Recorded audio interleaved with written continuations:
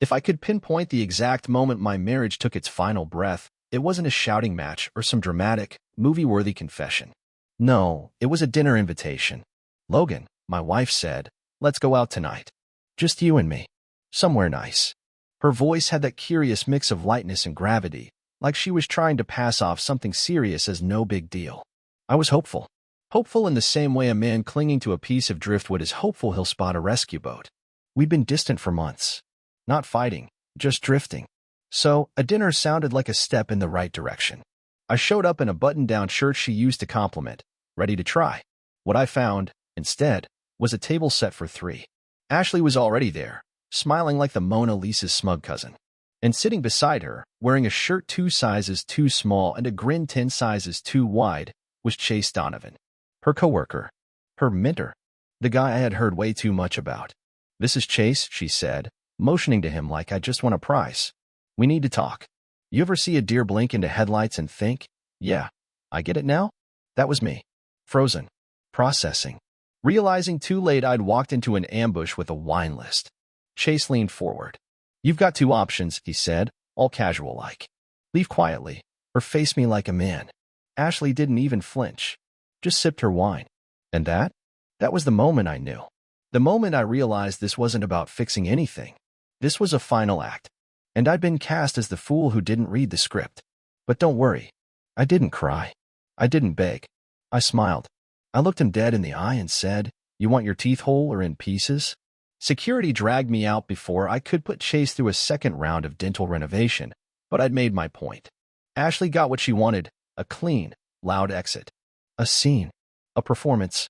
One that painted me as unstable, irrational, and, let's not forget, embarrassingly emotional. Classic misdirection. Distract the crowd while the real act slips out the back. That night, I didn't go home. I parked in front of an old diner on Main Street, nursing a black coffee that tasted like burnt hope. I stared at my reflection in the window, wondering when exactly I'd turned into a man who missed the signs. The gym membership she never used. The new perfume that smelled like citrus and alibis. The sudden team-building weekends where she came back smelling like hotel soap. I wasn't clueless. I was hopeful. And that's a dangerous thing. At around 2 a.m., my phone buzzed. It was a message from her. "You didn't have to make a scene. We'll talk tomorrow. Please be civil." Civil. That's what she wanted now. After detonating our marriage over creme brulee and Cabernet, she wanted civility. I didn't reply. I just drove home.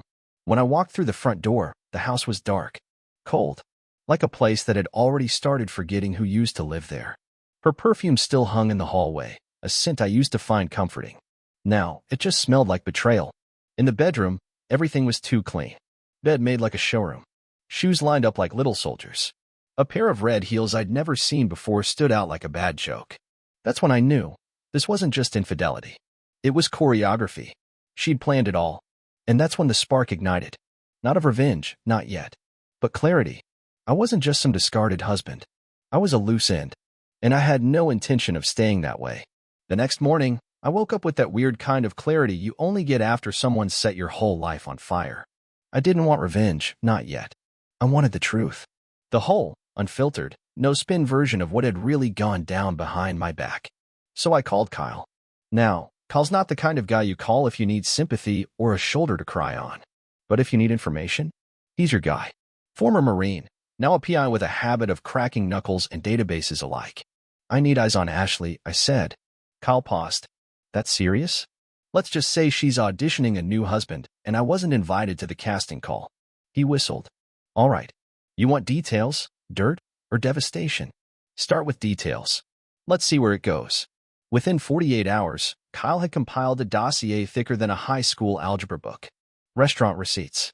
Hotel bookings. Photos. Lots of photos.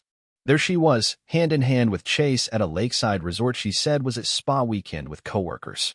There she was again, laughing in a booth, kissing his cheek while he held her waist like he was claiming a prize. But the worst part? The timestamps. These weren't recent. They went back months. 6, to be exact. Half a year of playing house with another man while I was still fixing the gutters and paying off her credit card. One photo caught my eye. Not because of what she was doing, but because of what she was wearing, a necklace I bought her on our anniversary. She was smiling up at him, wearing that necklace like it didn't mean anything anymore. I closed the file and sat back. So, she had moved on. Carefully, quietly, but not cleanly. And now? Now I started making a plan. Because if Ashley wanted a clean break, she should have shredded the paper trail. The problem with betrayal is that once you've tasted it, everything starts to smell like a lie. Even silence. Especially silence. Ashley was still staying with friends, though judging by the new pink toothbrush in Chase's bathroom. Thanks, Kyle. She wasn't exactly crashing on the couch. Meanwhile, I was supposed to play the grieving husband, quietly licking my wounds and moving on. I don't do quiet. I spent that morning sitting at the dining room table, flipping through the evidence Kyle handed me. Photo after photo. Each one a paper cut to the soul. There she was, sitting on Chase's lap at a music festival. Another one. Same man, same arms, different dress. Always laughing. Always glowing. I didn't recognize her in those pictures. Maybe I never really knew her. I glanced at my phone. One new message. From Kyle. Kyle, got something big. Meet me at Marlin's Cafe. Noon. Marlin's was one of those places that hadn't updated its decor since 1978. Vinyl booths. Coffee that tasted like cardboard. Waitresses who called everyone honey. But it had two things going for it. Cheap pie and low visibility. Kyle was already there, sitting in the corner booth with a manila folder and a face that said, "You're not gonna like this." I was hoping for good news, I said, sliding into the booth. He gave a humorless chuckle. "You'll love this then. Guess who's been withdrawing cash in small amounts from your joint savings account?" I stared at him. Ashley. Just under the daily notice threshold. 300 here, 400 there. Over the last 3 months? She's taken nearly 9 grand. I exhaled slowly. Okay. So she's cleaning out the accounts now? Not just that. Look at this. He pulled out a printed itinerary. Hotel bookings. Airfare. All in her maiden name. Wait, I said. Is that Barcelona? Departing in 2 weeks. One-way ticket. Guess who's going with her? He didn't need to say it. You're telling me they were gonna leave the country. Looks like it. And take a little nest egg with them. Yours, to be exact. I leaned back in the booth, hands behind my head. She really was gonna vanish. Yeah, Kyle said, but not before the cherry on top. He handed me a glossy photo. My jaw clenched. That's my safe. Yep. And that's her with a locksmith, breaking into it while you were at work last week. Bet she was looking for more than passports. I stared at the image like it was a puzzle piece that finally made the rest fit. I'd been played, sure. But now? Now she was stealing from me. And that wasn't heartbreak anymore. That was war. That night, I cleaned out the safe myself. Birth certificates, the title to the house, my grandfather's pocket watch. I put it all in a duffel and took it to my brother's place 2 towns over. I was done playing the quiet fool. I spent the next day setting a trap. First, I sent Ashley a message. Let's talk. One last time. Come by tomorrow night. No drama. Just closure. She responded with a thumbs up emoji. A thumbs up. That's what 12 years of marriage got me. Next, I called in a favor from a guy named Reggie.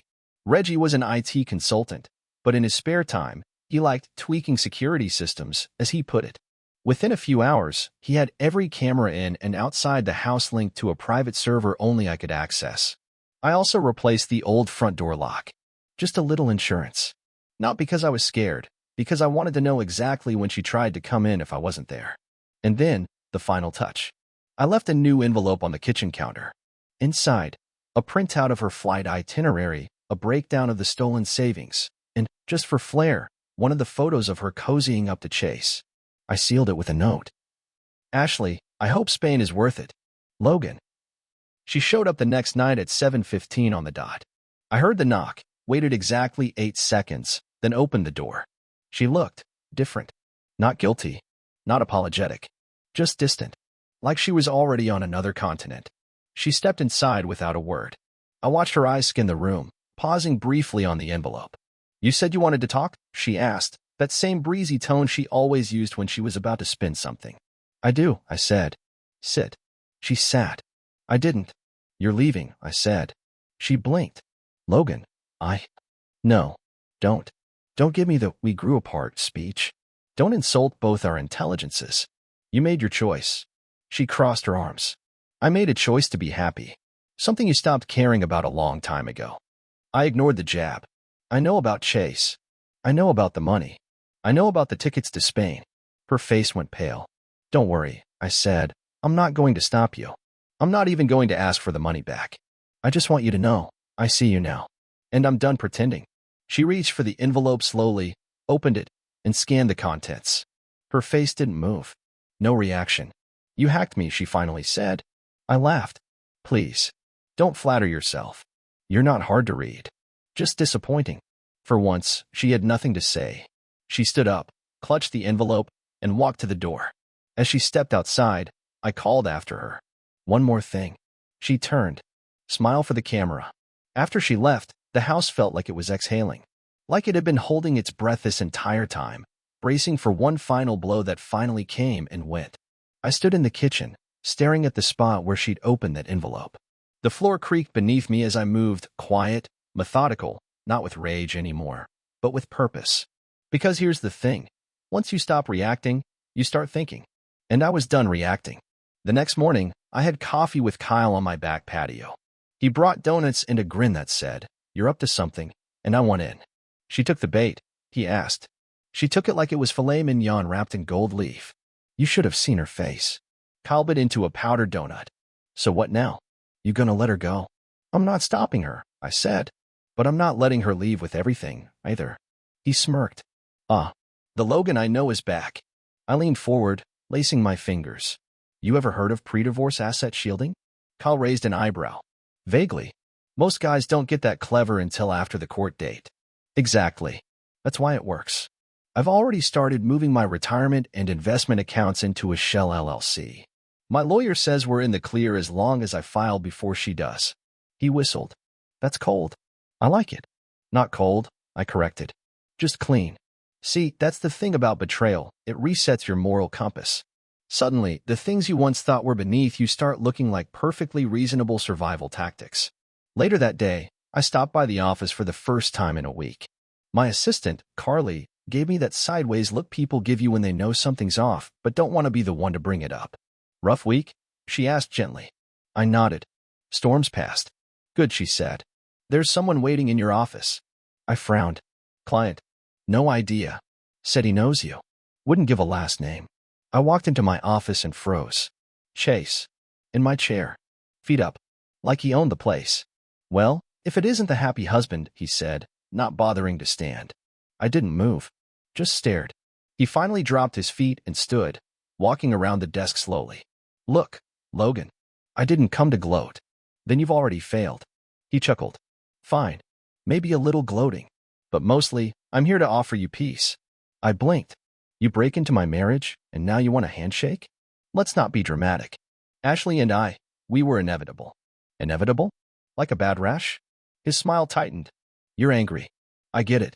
But here's the deal, we're leaving. And we'd appreciate it if you didn't drag this through the courts.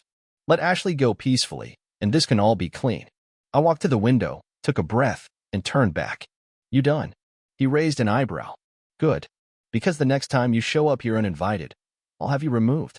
And if you think you're walking away with anything I built, you're not just arrogant, you're stupid. He smirked again. That same smug smirk from the restaurant. The one I'd wiped off his face with a wine glass. Well, then, he said, straightening his jacket. See you in court. That night, I went to visit my lawyer. Sharp guy. Expensive. Worth every penny. I assume Ashley's going to file first, I said. He nodded. She'll claim adultery's irrelevant, probably push for alimony, especially if she's not working full-time anymore. She's not, I confirmed. Chase is her new meal ticket. He looked over the documents I'd already prepared, the LLC transfer, the banking adjustments, the revised trust for my sister's kids. He gave me a long, approving look. You're 2 steps ahead of most clients. Maybe 3. I've had practice, I said dryly. Good. Because when they go low, we file first. He opened his drawer and slid over a form. Let's give them a surprise of our own. The next day, the sheriff served Ashley at Chase's condo. At 4:01 p.m., right in front of his neighbors. According to Kyle, she turned crimson. Chase tried to play it cool, but you can't really swagger when you're holding a manila envelope marked dissolution of marriage. That evening, Ashley called me for the first time since the restaurant. I stared at the screen for a second, then picked up. Logan, she said, voice tight. What is this? Paperwork. You blindsided me. I raised an eyebrow. Like you did in that restaurant. She didn't answer. I leaned back on the couch. Look, Ashley, I'm not going to argue. I'm not going to scream. I've moved on. You should too. But don't mistake my silence for surrender. You're being cruel, she whispered. No, I said calmly. I'm being clear. Then I hung up. Not because I was angry, but because I wasn't. And that scared her more than anything. 3 days after she got served, Ashley showed up at my door. Not Chase's. Mine. It was 7:22 p.m.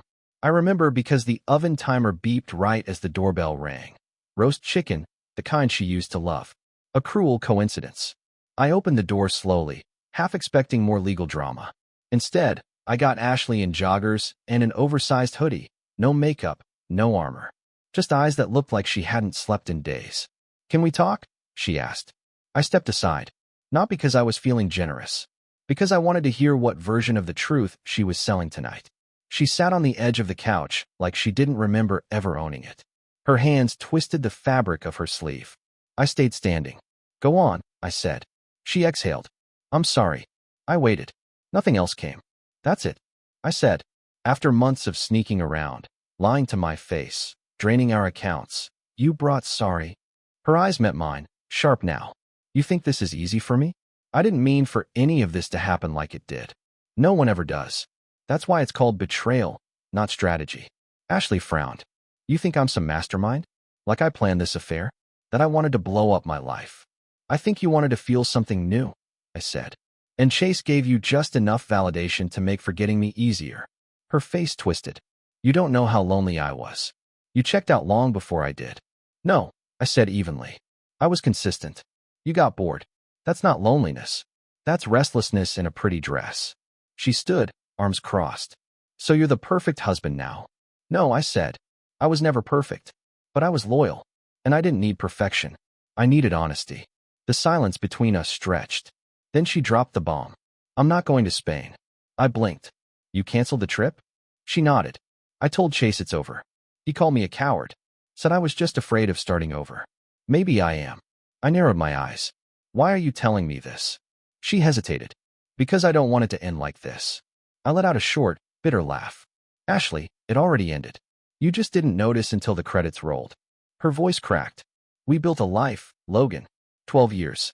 Doesn't that deserve a real ending? That's what this is, I said, gesturing around. This conversation? It's the epilogue. She took a shaky step forward. So what now? Now, I said, walking to the door, you go home. Wherever that is. And I finished dinner. Her mouth opened like she had more to say, but she nodded. Quiet. For once. As she stepped onto the porch, she turned back. I never stopped loving you. I closed the door without replying. Because I didn't believe her. And worse, I didn't care. I ate dinner alone, watching the steam rise off a plate set for two. My mind didn't race anymore. That was the strange part. No fury, no spiral of regret. Just a stillness I hadn't felt in months. The storm had passed, and all it left behind was clarity. 2 days later, Kyle dropped by again, this time with a USB drive. You're going to want to see this, he said. We plugged it into my laptop. The screen lit up with grainy security footage. Chase, Kyle said, after the breakup. There he was, pacing in front of Ashley's apartment building like a cartoon villain with no plan. Phone in hand. Then, smash. He threw something at her window. Police got called, Kyle added. Nothing serious. But he's spiraling. Good, I said. Let him. Kyle gave me a look. You want me to keep digging? No, I said. Let him vanish. Ashley made her choice. Let her live with it. Kyle raised his coffee in a mock toast. To closure. I clinked mine against his. To peace. But I wasn't done. That weekend, I visited my parents' cabin. An old place by the lake where I used to go to breathe. I spent 2 days fixing the porch railing and rest-hacking firewood. Manual labor, the kind that empties your head. On the second night, I started writing. Not a letter. Not a revenge plan. A will. Because here's the thing. If life can blindside you once, it can do it again. And I didn't want anyone guessing what I wanted the next time I got sucker punched. The lawyer would review it later. But it felt good to put things down. Controlled. Clean. Done on my terms. By the time I returned to the city, word had gotten around. Ashley was back at work, quieter now. Chase had put in for a transfer. Apparently, office politics weren't working out for him anymore. As for me, I wasn't healed. Not fully. That's not how these things work. But I'd stopped bleeding. and in its place was something stronger than I expected. Resolve. Because sometimes, the most powerful revenge isn't destruction, it's reinvention. By now, the dust had mostly settled. I was back at work, my routines held together with duct tape and stubbornness. The lawyers were doing their dance. The divorce was officially in process, which is legalese for everyone's miserable and the meter is running. Ashley hadn't contacted me again. Not directly. But then came the letter. I found it in the mailbox on a Wednesday. A cream-colored envelope, no return address, written in the tight, careful handwriting I hadn't seen since the early days of our marriage, back when she still left little notes in my lunch bag, back when we both still believed in forever. I stood in the kitchen, unopened envelope in hand, staring at the one chair she used to claim during breakfast, the one she pulled out every morning like a ritual. Then I opened it. Logan, you probably won't read this, but I needed to write it anyway. For myself, if not for you. I know that nothing I say can erase what I did. I betrayed your trust. I hurt you. I tore apart the life we built with my own hands, and I did it all with a smile. I thought I was chasing something new, something exciting. I thought Chase made me feel alive again, but all he did was make me feel numb faster. The truth is, you didn't change. You were steady. You were loyal. And I mistook that for stagnation. I see now that what I called boring was really the safety of someone who never let go. I did. I let go. And when I did, I took our marriage with me. I'm not writing this to ask for another chance. I know that door is closed, and I shut it myself.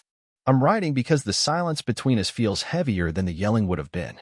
You deserved my honesty years ago. I didn't give it. So here it is, too late and on paper. You were a good husband. A better man than I knew how to appreciate. I'm sorry. Ashley. I read it once. Then again. Then I slid it into a drawer and didn't look at it for the rest of the night. Not because it didn't matter. Because it did. But there are some apologies that come too late to fix anything. Some bridges don't burn. They rot slowly, until there's nothing left to walk on. That weekend, I went to dinner with an old friend, Rachel. We'd gone to college together, and she'd reached out a few weeks back after hearing about the divorce through the grapevine. I figured you could use a night out, she said, over pasta and red wine. I nodded. You figured right. She was sharp, sarcastic, and honest in the way people are when they've already lived through their own brand of hell. Divorced 5 years, 2 kids, and not a drop of bitterness in her voice. Pain makes you sharper, she said at one point. Once you know how it feels, you start recognizing it in others. We didn't talk much about Ashley. Not directly. But there was a moment, right after dessert, when Rachel looked me in the eye and said, "You didn't lose your worth just because she couldn't see it." I didn't say anything, but that line stayed with me. Back home, I sat in the garage, lights off, silence thick. That's where the old box was. The one labeled Memories. Inside, I found wedding photos, anniversary cards, a photo strip from a beach trip where we both had sand in our teeth from a bad idea involving ice cream and a Sprint. And then, tucked at the bottom, a card from our first anniversary. "Here's to forever," she had written. "Whatever it brings." I closed the box. Forever had brought something all right. Just not what either of us expected. The next morning, my lawyer called. "She's not contesting anything," he said. "No claims on the house. No fight over the retirement accounts. She's just letting go." That surprised me. I'd expected a final round of courtroom chess. But apparently, Ashley had reached the same conclusion I had. Some battles aren't worth fighting when you already lost the war. That week, I finalized the transfer of the house into my name alone. I repainted the guest room, removed every picture of her, not out of anger, but because I was done living in a museum of what used to be. And then I did something that shocked even me. I bought a punching bag. It sounds silly, but there was something therapeutic about it. Every swing, every jab, it wasn't about rage. It was about release. The kind of release that makes you breathe easier afterward, not harder. Ashley had Chase. Then she didn't. I had pain, and I turned it into something stronger. Rachel called again the next weekend. This time we went hiking. At the top of the ridge, as we watched the sun dip below the trees, she asked me, "Do you hate her?" I thought about it. "No," I said. "I just finally believe her." "Believe what?" "That she's not the woman I thought she was." Rachel nodded. "That's the hardest part, isn't it? Grieving someone who's still alive." I looked out over the valley, felt the wind against my face, and nodded. "Yeah," I said. "But the view is better up here." It's funny how healing doesn't arrive like a lightning bolt.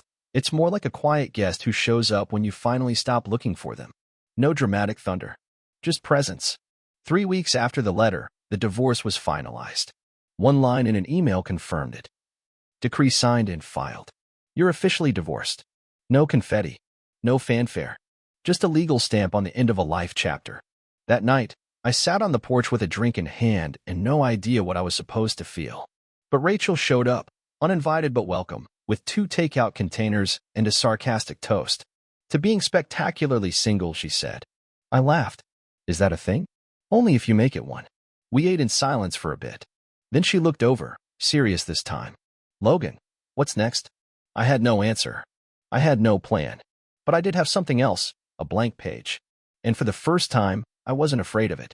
About a month after the papers came through, I got a call from a friend in Boston. Logan, we're opening a new branch.